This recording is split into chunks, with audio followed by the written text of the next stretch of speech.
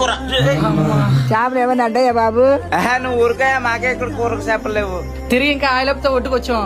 సరిపోయింది, మీరు చేపలు తెచ్చినట్టు నన్ను నమ్మినట్టే.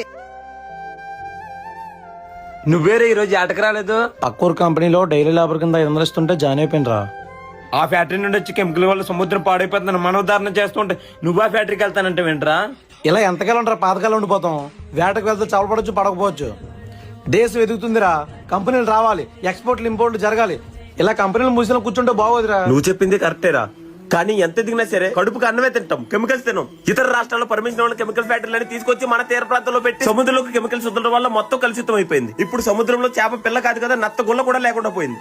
ప్రభుత్వం ఎంతో బాగా ఆలోచించి ఏప్రిల్ మే 2 నెలల సముద్రంలో వేటకెళ్ళకపోతే మత్స్య సంపద ఎంతో పెరుగు అని చెప్పి మత్స్యకారులు ఆపేశారు. మరి ఇలాంటి కెమికల్ ఫ్యాక్టరీలు సముద్రంలో కెమికల్స్ వదలడం వల్ల మత్స్య సంపద మొత్తం అంతరించిపోతుందని వాళ్ళకి తెలియదా? వర్షాల కారణంగా పంటలు మునిగిపోయినా, రైతులకు సరైన దిగుబడి రాకపోయినా వెంటనే ప్రభుత్వం వాళ్ళని ఏదో విధంగా వెంటనే ఆదుకుంటుంది. అదే మత్స్యకారులు సముద్రంలో వేటకెళ్ళి తుఫాన్లో చిక్కుకో చనిపోయినా, మరే విధమైన సమస్యలు వచ్చినా సరే ఎవరూ పట్టించుకోరు. ఇప్పటికైనా మనం మారాలరా. మనకు అన్నం పెట్టి మన గంగమ్మ తల్లిని మనమే కాపాడుకోవాలి.